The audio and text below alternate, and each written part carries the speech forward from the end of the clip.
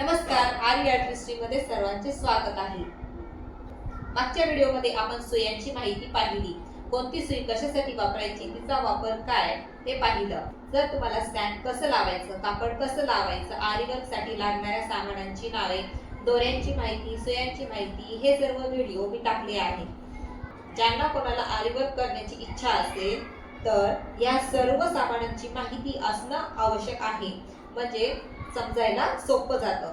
त्यासाठी तुम्ही माझे व्हिडिओ डिस्क्रिप्शन मध्ये जाऊन पाहू शकता। आणि जर कोणी माझ्या चॅनलवर नवीन असेल तर लाईक आणि सबस्क्राईब करायला विसरू नका। चला तर मग आज आपण आरी वर्क मध्ये काय काय शिकायचं आहे ते पाहणार आहोत। चला तर मग वेळ न घालवता व्हिडिओला सुरुवात करूया। आरी वर्क साठी लागणाऱ्या सामानांची यादी, वर्कचे प्रकार, हँडवर्कचे प्रकार हे पाहणार आहोत। हँडवर्क साठी लागणाऱ्या सामानांची यादी, 1 नंबरला सुई, त्याचा नंबर आहे 14 0.5 mm, ही बेसिक साठी लागते। त्यानंतर आहे डोली धागा आणि हात शिलाईची सुई, स्टोन चेन पण लागते, कटर, त्यामध्ये झरी थ्रेड आहे। झरी थ्रेड आपल्याला 423 नंबरचा घ्यायचा आहे, गोल्डन मध्ये असतो तो। सिल्क थ्रेड असतो तो आपल्याला वेगवेगळ्या कलर मध्ये भेटून जातो। मोती, मोती हे आपल्याला नथ साठी, ब्लाउज वरच्या डिझाइन साठी वापरायचा आहे।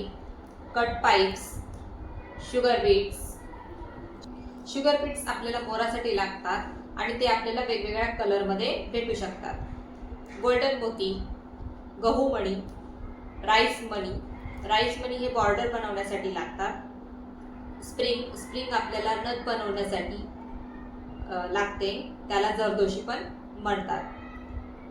टिकली, कुंदन, आरशासारखी टिकली,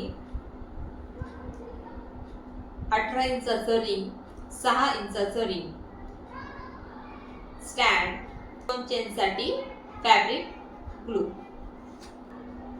वर्कचे प्रकार 4 आहेत, aari work, hand work, mirror work, टिकली वर्क। आता त्यामध्ये हँड वर्कचे प्रकार, chain stitch, back stitch, lazy daisy, web stitch, French stitch, running stitch, रोजचे प्रकार, स्टेन स्टिच।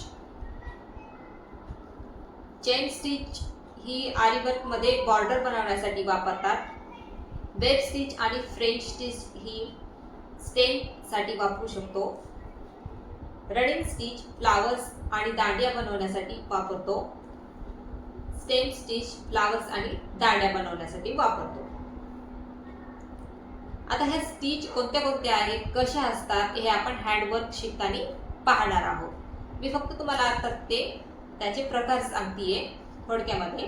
वेब स्टिच ही रनिंग स्टिच आणि बॅक स्टिच मध्ये करतो। आता ही पण कशी असते वेब स्टिच, रनिंग स्टिच म्हणजे काय, बॅक स्टिच म्हणजे काय, हे पण आपण हँडवर्क शिकतानाच पाहणार आहोत। आणि फ्रेंच नॉड कशी असते, फ्रेंच नॉडचे पण 2 प्रकार आहेत, त्यामध्ये 1 नंबरला 3 प्रकार आणि 2 नंबरला 1च प्रकार आहे।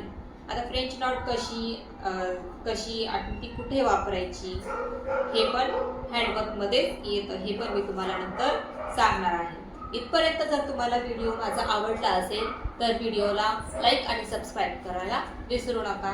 धन्यवाद।